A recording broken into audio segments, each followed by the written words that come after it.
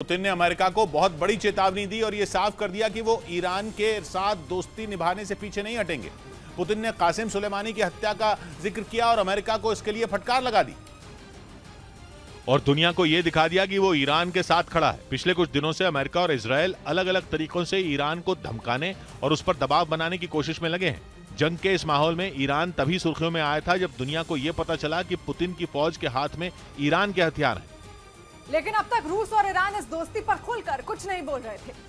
पहली बार पुतिन बोले और ऐसा बोले कि उन्होंने अमेरिका को सीधी चेतावनी दे दी। उन्होंने अमेरिका की नीतियों को दमनकारी और लोकतंत्र के खिलाफ बता दिया और आरोप लगाया कि अमेरिका पूरी दुनिया पर केवल अपने नियम और अपना कायदा थोपना चाहता है। कासिम सुलेमानी ईरान की फौज के जनरल थे जिनकी हत्या अमेरिका ने करवाई थी। कासिम सुलेमानी का रुतबा ईरान में एक फौज के अधिकारी से कहीं ज्यादा बड़ा था। कासिम सुलेमानी के जनाजे में लाखों लोगों की भीड़ सड़कों पर उमड़ आई थी और वो ऐसा वक्त था जब ईरान और अमेरिका के बीच जंग की नौबत आने वाली थी। उस वक्त अमेरिका के राष्ट्रपति ने खुद सामने आकर यह ऐलान किया था कि उन्होंने ही कासिम सुलेमानी की हत्या की है, जिसका जिक्र करने के बाद पुतिन ने अमेरिका पर तीखा हमला किया। पुतिन ने अमेरिका को याद दिलाया कि उन्होंने कासिम सुलेमानी की हत्या की थी। उसके बाद उसकी जिम्मेदारी भी दुनिया के सामने ली थी। पुतिन ने इशारा कर दिया कि इस तरह का बर्ताव आमतौर पर आतंकियों का होता है। ये कुछ ऐसा ही है जैसे पुतिन ने अमेरिका की दुखती रग पर हाथ रख दिया हो और एक चेतावनी दी हो कि अमेरिका के तौर तरीके अब बर्दाश्त नहीं किए जाएंगे। अमेरिका लगातार ईरान को न केवल घेर रहा है बल्कि उस पर रूस की मदद का आरोप लगा रहा है।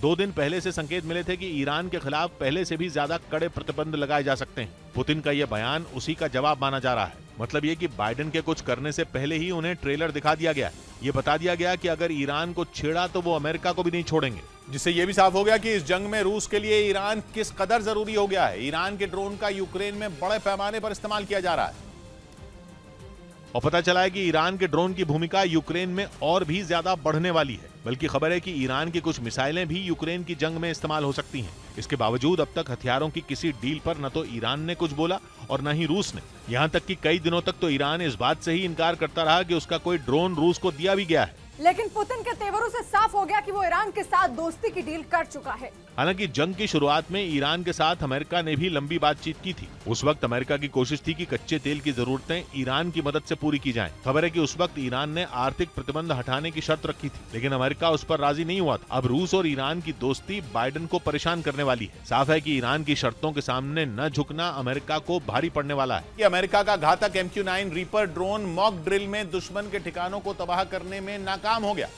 पश्चिमी मीडिया ने दावा किया कि इसी वजह से अमेरिका इसे यूक्रेन जंग में नहीं उतारना चाहता, जबकि आतंक के खिलाफ अभियान में MQ-9 रीपर ड्रोन उसके लिए ब्रह्मास्त्र साबित हुआ है, क्योंकि ये ड्रोन पलक झपकते ही सटीक निशाना लगाकर टारगेट को तबाह कर देता है।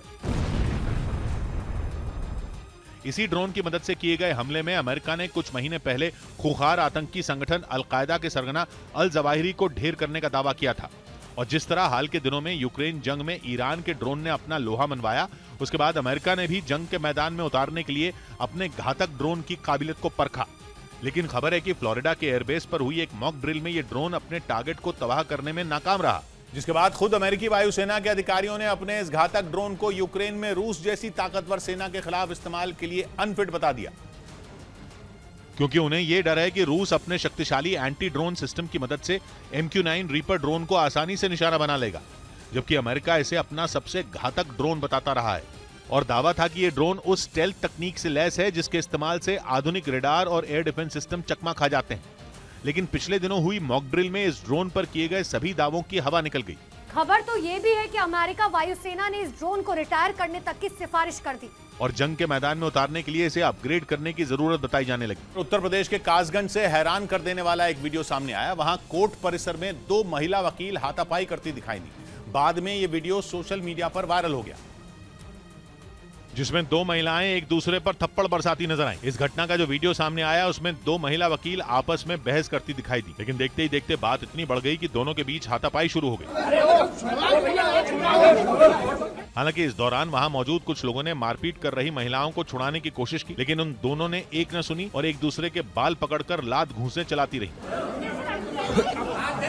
घटना की जानकारी मिलने के बाद पुलिस ने दोनों के खिलाफ केस दर्ज कर लिया और मामले की जांच में जुट गई।